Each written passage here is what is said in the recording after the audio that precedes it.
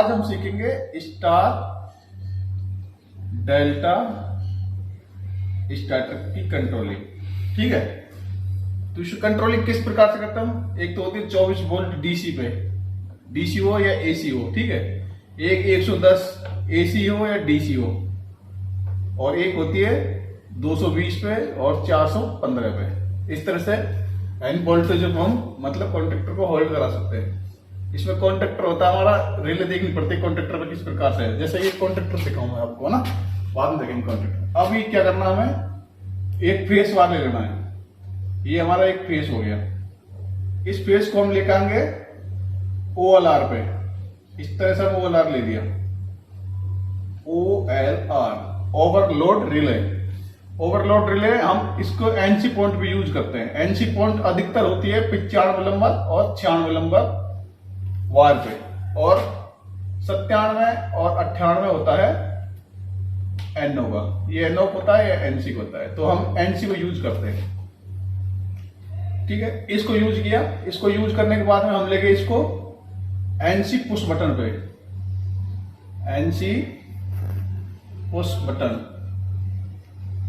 NC push button लेके। तो ये क्या हुआ, ये फेस हमारा यहां से घूमता हुआ यहां तक आ गया। इसको लेके चलेंगे फिर हम एनओ पुश बटन पे, NO push button. NO push button पे क्या है, एनओ पुश बटन पे लाने के बाद में हम इसको ले जाएंगे सीधे टाइमर पे। ये लो, इस तरह से हम कुछ टाइमर का डिजाइन बना लेते हैं। इस तरह से ये हो गया हमारा ऑन डिले टाइमर।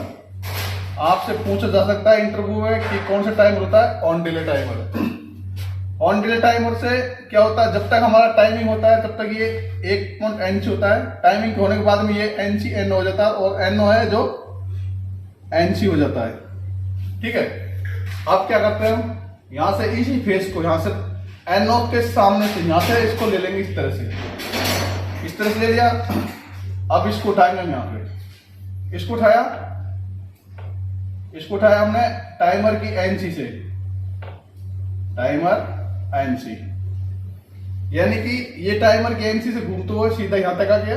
यहां आने के बाद में इसको लेंगे हम डेल्टा की NC से, डेल्टा यानी कि K2, डेल्टा, डेल्टा की NC से ले लेंगे। डेल्टा की NC से ले लिया, यानी कि ये फेस सीधा घूमकर इधर आ गया।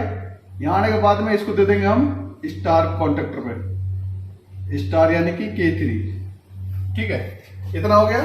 जैसे ही हमने ये पुश बटन ओके किया यहाँ पे एनओ वाला, तो ये घूमता हुआ सीधा स्टार कॉन्ट्रैक्टर पे होल्ड हो जाएगा। अब क्या करेंगे हम, स्टार के साथ में हमारा मेन कॉन्ट्रैक्टर भी होल्ड होना चाहिए।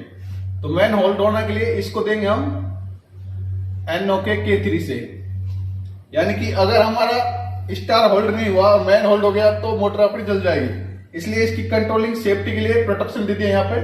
ये जैसे ही होल्ड होगा तो ये NC होगा, NC होने के बाद में ये सीधा आपका चल जाएगा NO पे, वो पे कॉन्ट्रैक्टर के मैन पे पहुंच गया।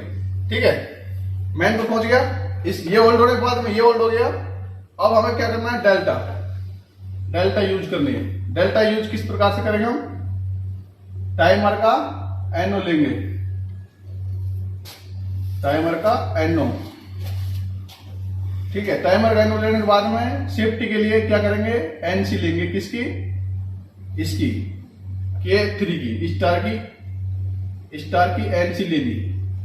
स्टार की NC क्यों ली, क्योंकि जैसे ही ये बंद होगा तो ये NC होगी, अगर ऑन हुआ तो ये होल्ड रहेगा। होल्ड रहेगा तो क्या, ये बंद होने पर ये काम करना चाहिए। ये होगा, ये दे दिया हमने सीधा K2 यानी कि डेल्टा पे, डेल्टा पे। अब हमारा क्या हो गया, ये फंक्शन हो गया। लेकिन इसमें मैन कॉन्ट्रैक्टर होल्ड नहीं होगा। मैन कॉन्ट्रैक्टर इसके साथ भी ऑन रहना चाहिए और इसके साथ भी ऑन रहना चाहिए। तो इसको हम दे देंगे NO की होल्डिंग, NO की होल्डिंग दे दी। किससे, K1 से ही, इस प्रकार से। तो ये होल्ड रहेगा। अब हमारा प्रोसेस देखो, जैसे हमने इसको दबाया तो हमारा ये चालू होगा, उसके बाद ये चालू होगा, और ये चालू होने के बाद में ये कंटिन्यू ऑन रहेगा। और ये जैसे टाइम चेंज होगा तो ये NO NC होके नहीं, ये जैसे टाइम चेंज होगा तो ये NO N से होके नहीं ये ऑन हो जाएगा, और ये N से होते ही N हो जाएगा, तो ये कट जाएगा। लेकिन इसमें जब तक हम पुश बटन दबा रहे हैं तब तक ये चालू होगा। तो पुश बटन को होल्ड कराने के लिए, इसको मैं पूरे प्रोसेस को होल्ड कराने के लिए इसको हम होल्डिंग दे देंगे, किससे? NO से। किसके NO से? K1 के NO से, यानी कि मैन से। इस प्रकार से आप इसकी कंट्रोलिंग कर सकते हैं। अगर जैसे कि हमारी ओला ट्रिप होगी तो यहाँ पे हम ट्रिप का इंडिकेटर दे सकते हैं 97 और 98 नंबर पे।